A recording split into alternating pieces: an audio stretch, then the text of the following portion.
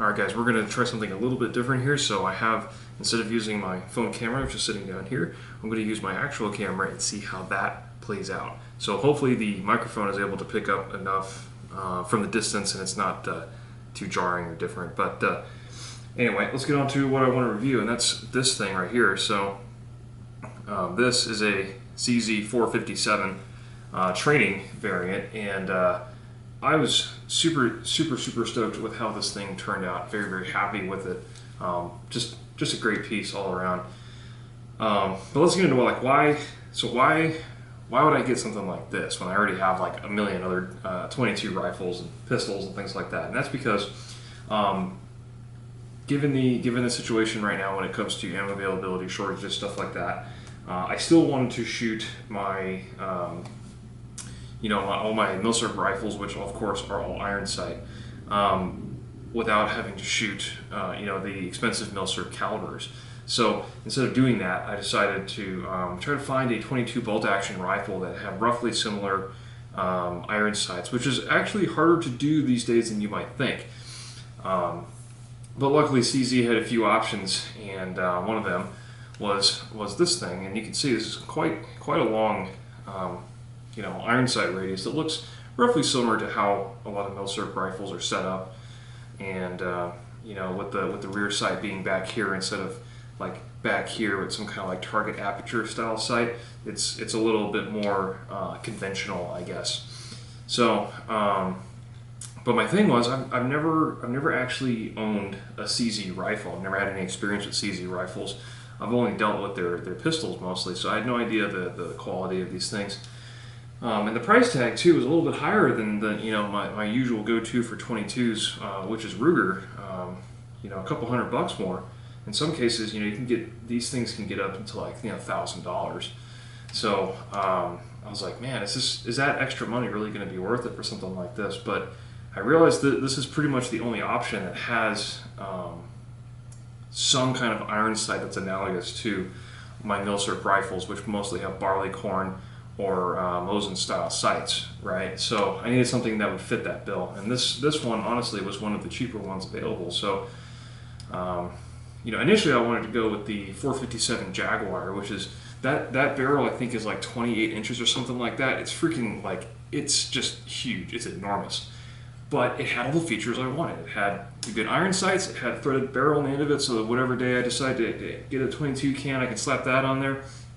I don't know why you need a can out of a 28-inch 22 barrel, because it's already going to be super quiet anyways, but hey, why not? Extra cool factor.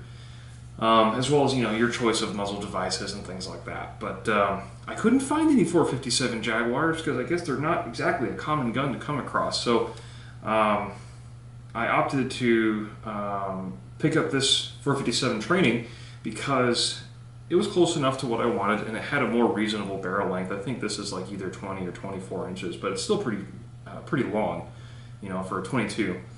And for a lot of the milsurp rifles, their barrel lengths tend to be greater than 18 inches. So this certainly fits the profile. And also because my local store just happened to have this thing sitting there in the rack. It's been sitting there for months and months and months. They could not move this thing. But I was just still skeptical on it because I didn't know anything about them. I haven't shot them before. I haven't used them. So I figured, why not? I'll take the leap. And I have not been disappointed since. I can tell you that right now. I'm not disappointed at all. Man, this thing freaking performs, and it is so dang smooth. Like, this is a very safe bet of you get what you pay for. All the extra cash that you're going to pay for a really nice 22 bolt action like this, totally worth it in my opinion. Totally. And I say that having owned a Ruger American Rimfire bolt action in 22 now for like 2 years, I think. I've had that for a while, and let's just say the Ruger American Rimfire is quite down the tier rung ladder, if you will, compared to this. Granted, I paid about $200 more to get this one over the Ruger American, but let me tell you, that was money well spent. And there are a number of reasons for that. One, wow, look at that. It comes with a wood stock over the super lightweight polymer that everybody's doing these days. So That's one feature I like, actually. I think this looks a lot better than a Ruger American does. The fit finish quality of everything is much, much, much higher on this. You know, classic CZ to do something, you know, that is reasonably priced, but also just, you know, great quality stuff. Just kind of fills you with confidence, and it just feels good. The action smoothness on this 457 and every 457, I would imagine, is just so dang easy, so smooth. I mean, I've had range sessions where I'll be sitting there benched. Actually, I shoot this way. I'll be sitting there benched like this, and you know, the front of the rifle here will be resting on the sandbag, and I won't even hold it up here. I won't even hold it back here. I'll just have it sitting there with my hand kind of just resting a little bit on the bolt handle, you know, and I'll fire a shot and just boom, you know, and just do that if I want to be super fast with it. But man, this action is just so dandy. It's so smooth, it's so clean, especially in comparison to the Ruger American. The Ruger American's like clunky, it's like sticky, it's like, you know, grinding through sand and sandpaper and just meh. I mean, it works. It works. I will give them that. It does work. But this here is just so much nicer. So much nicer. Really, really like it. Now, actually, before I get into to some of the negative aspects, let's continue on still with the positive. So the trigger on these things is also freaking awesome. This is not, you know, set up to be the super duper duper ultra lightweight, like super match competition. You know, a trigger that'll go off as soon as you just look at it wrong. But it's certainly light enough, but not, you know, not also heavy. It's kind of it's a very appropriate middle ground, I guess. It just barely gets into that territory of being just too light for me. But man, the brake on this thing is super, super clean. Love it. Cannot complain at all. Let's see. Oh yeah, another good positive thing about this. So when I bought this gun, the local store was like, "Hey, do you want this 17 HMR barrel to go with it?" And I was like, "Sure, why not?" I was initially skeptical because I wasn't quite sure at the time how hard or easy it was to change barrels out of this. So I was like, "Now, what am I going to do with the 17 HMR barrels? Like, is that going to take me forever to swap in and swap out? Is that going to be like a weekend or a permanent thing to do? I don't know." But I looked it up later, and it turns out this, the way they designed it is there is two 3mm bolts, or screws, I guess, screw bolts that go into the barrel shank here that holds it in place. And all you have to do is literally just destock this thing, screw the little screw bolt out. This whole barrel just comes right off, and then you put the other barrel just right there in the receiver channel. Screw the bolts back in, you know, make sure they're nice and snug, and you're good to go. That's it.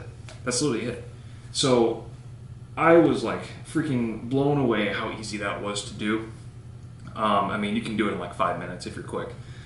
And then you gotta work with the there's like a spacer. Let me see if I can show it. Let's see. Yeah, see that little block right here? Oh man, this is hard. Awkward angle.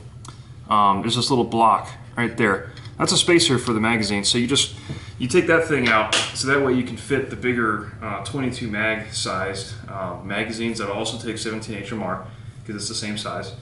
Then you slap that in there and you're good to go. And that's all you got to do to convert this thing to whatever caliber that you have a barrel for. And I think that's super dandy. I think that's even easier to do than like a 1022 barrel. And I'm certainly not going to be able to do that on a Ruger American Rimfire. So, you know, yet another really, really cool feature of this gun that I love. And definitely something I did not expect or really shop around for. I mean, I wasn't going out with the intention of swapping barrels in and out of this thing. But now that I know that I can, now it's like, well, shoot, anything that's rimfire, like 22 mag, 17 HMR, 17 Mach 2 even, 22, all different kinds of 22 barrels. You can do whatever you want, you know, and just swap in and out. Great stuff. So, with that, let's go on to how to shoot accuracy. So, accuracy totally blew me out of the water, man. This thing is absolutely phenomenally accurate, phenomenally accurate. So with just iron sights, I typically only take it out to about 50 yards, which is, the extent to which a lot of rimfire shooters like to take their guns is, 50 yards. But with this thing, I think if I'm really taking my time at 50 yards with the iron sights, I can get hole-in-hole accuracy, depending on the ammo, of course, and conditions and everything else. But on a perfect day, and me shooting really, really good with the iron sights at 50 yards, I can get hole-in-hole accuracy, and that's awesome. Later, I ordered the optics rail that you see here. This does not come with the gun. You have to order that yourself. So I put that on here because I really wanted to see just how good this thing could do with optics. Because the accuracy potential was just so good with the irons. So I want to see just how much we can stretch this thing. So I have a massive 8x8 to 32x scope that I put on here just to see. It's not even a rimfire scope. I just wanted to see. And I took this thing out to 100 yards with some good ammo, and I'm just sitting there, just really, really taking my time. And man, we're talking like the worst group I think I got that day was like 1.1 inches, and the best group I got was right at 0.8 inches at 100 yards with a 22, man. That's freaking awesome. I was totally blown away by that because, like I said, most people only take their rimfire rifles out to about 50 yards, and that's about it, because 22 kind of loses a lot of energy the farther it goes, and it tends to drop off pretty quick. So, but me sitting at 100 yards and getting a sub MOA group with rimfire, man, that is just pristine. Cannot argue with that at all. I think this is probably the most accurate 22 rifle I've ever owned, and man, it just shoots awesome, and it doesn't really even matter what kind of ammo I put through that. It's just accurate with everything. Now, obviously, it likes some loads a little bit more than others, but still, great stuff.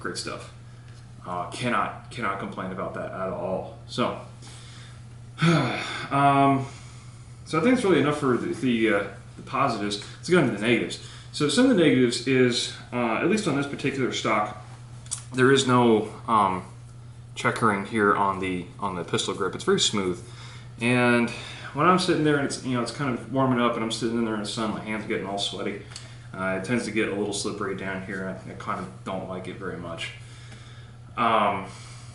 The second issue I've had is these things, magazines, right? These magazines are just impossible to find, and they are also incredibly expensive for what they are. I mean, we're talking, this thing is just a little tiny hunk of plastic, cheapish plastic, with a little follower and a magazine spring, and that's it. These things are so cheap to produce, I'm sure, for CZ, yet they charge like at least $35, $40, $50 for these things each, and just the entire time I've owned this gun, I've been trying desperately so hard to find 22 LR mags for this, either the 5 or 10 rounders. I can't find them anywhere. They're all out of stock, all over the place. Or those places that do have them are charging like 55 bucks, for the 5 rounder. And I'm like, you guys are out of your freaking minds. I know it's a CZ and rifle, and you kind of expect the price and everything to kind of go with the territory, but let's be reasonable here. This is not a 35 to 55 hunk of plastic. It is simply not. I mean, shoot, there is more plastic, I think, in a 1022 magazine I have on the floor over there. There's more plastic in a 1022 magazine than exists in probably 2 of these, and they still want outrageous prices for them. One thing that really just makes me not like a gun very much is the price of magazines, and it seems like a very kind of nitpicky complaint, but magazines should be plentiful and they should be cheap, in my opinion. Cheap in terms of price, not quality, of course, because if you have a magazine that doesn't work and it's cheap quality, not even worth buying. Anyway, so that's negative, but this entire line of rimfire guns from CZ it's impossible to find reasonably priced magazines. I really wish I had more. The only magazines I have for this are these 2, the 5 rounder and the 10 rounder. That's all I have for this gun, and it only came with a 5 rounder. So I was lucky enough that my local shop actually had the 10 rounder here, But man, these things are hard to find. But yeah, that's another negative of this. I guess another nitpicky thing with this particular barrel and setup is it's, you know, obviously not threaded. I would prefer it to be threaded, but it, you know, I don't even have a can right now to put on this thing, and there's really no need for a muzzle device on a, you know, this long a barrel of 22. If you feel like you need a compensator, a flash hider, or muzzle brake for a 22 that's this long, buddy, I got news for you. You cannot shoot. Now I know there's some super hyper extreme, like, you know, crazy competition style people that'll put like these gigantic like adjuster type things on the end of 22 rifles and stuff, but I don't do that. I don't think the average shooter is going to care or need that kind of thing. Besides, if I wanted to later, I can always order a different 22 barrel that actually has a thread and just slap that on here and call it a day. So I also I did actually put the 17 HMR barrel on this thing, and I did shoot it quite a bit. And man, it's just so cool to have a flexible gun that can do all those things. It also doesn't take very long. Like the end user can do it. That's just awesome. That's just icing on the cake, man. And even with the 17 HMR, the accuracy was also hole in hole at 50 yards. I was not able to take it to 100. The range was kind of full that day, so I didn't feel like waiting around. But I imagine the 17 HMR would actually be more accurate than the 22, just due to the nature of the round, how fast it's gone, and all those things. But that's more for a 17 versus 22 video. But anyway, the fact is this gun can do it, and regardless of what you do, it's just so freaking accurate, and the action is just super smooth. Trigger's great, ergonomics, looks, feel, everything of this gun is just perfect. You know, and the thing that really got me too is even with the optics rail on here that didn't normally come with the gun, you can actually still get your iron sight picture, which is great because a lot of these type of rifles are set up like this that have some kind of backup irons, like the Ruger American. If you put an optic rail on there, depending on the size, you know, and you know, sometimes you can get the kind of taller scope bases and things like that. Obviously, they will preclude you from using your iron sights. But this one, I can just leave it on there and put a scope on whenever I want, and just take it off, and I can still use the irons as it was meant to be, which is good for me because I tend to swap. I don't know. I tend to swap in and out optics on a lot of my guns. It's very rare that I have an optic that actually lives on a gun and stays there, but this one I'm just going to be testing all kinds of different things with it because I know the gun is superbly accurate. I know it can do the job. So, but I also still want to use it for the intended purpose that I got it for, and that is for, you know, practicing my iron sight shooting in a format style that is roughly analogous to my milsurp bolt action rifles. So, yeah, this gun just has all the features you need and then some, and it comes in for a really reasonable price. I mean, I paid what, $450 for this thing out the door with the 17 barrel thrown in. Man, I don't think you can beat that. So I know there's way more expensive models than this particular model. I think this is one of the cheaper ones. I know there's they came out with a 457 like precision chassis model that's like $1,000, and I kind of want one, to be honest, because now that I know this thing is so superbly accurate, I really do want to buy like a chassis system, like one of those big fancy aluminum ones, and get it all blue and colored up and everything, and then put this action in there. You know, get a nice AR pistol grip in there with a big old bipod and big ass like marksman stock and that, you know, huge optic, and just sit there in the bench and just, you know, just plink all day long at 100 yards and make tiny little holes in paper, you know, with a really cool, freaking just nice gun. So yeah, another winner for CZ for sure. I absolutely freaking love this gun, and I've man, I tell you, I've just become absolutely enamored with CZ products. I mean, I already liked them, but the fact that they were able to make something like this and it just works so well, I mean, man, talk about money well spent. This thing is absolutely one of my most favorite guns to shoot now, and I want to take it with me every single range trip that I go, even more than the venerable you know, Ruger 1022 that everybody wants to plink with, or the Winchester Wildcat that I did a video on. Those things are they're fun, but they're not as fun as this, in my opinion. But That's just me. I like my bolt actions and I like my 22s. So anyway,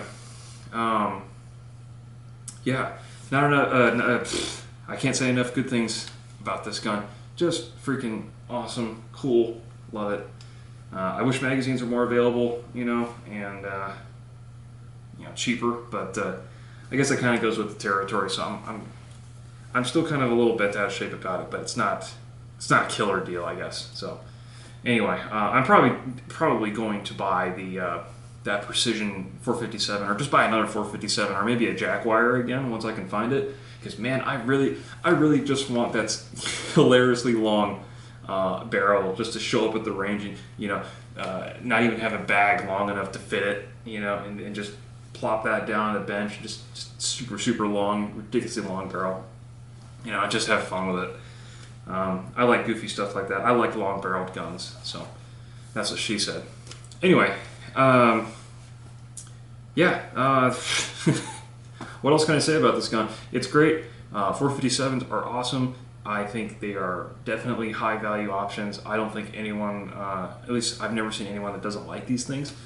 But I think I'm also the only person I've ever seen at the range with a 457. So highly underrated, and I think they should be more well known. You know, totally blows my Ruger American Rimfire out of the water, just destroys it. Maybe not in terms of weight, but in terms of everything else, except magazines, of course, this thing just destroys the Ruger American Rimfire. But anyway, yeah, that's enough gushing about that. So hopefully this new format using the actual camera here up on a little stand instead of my phone works a little bit better. So yeah, that's all I got to say about that, and we will see you next time.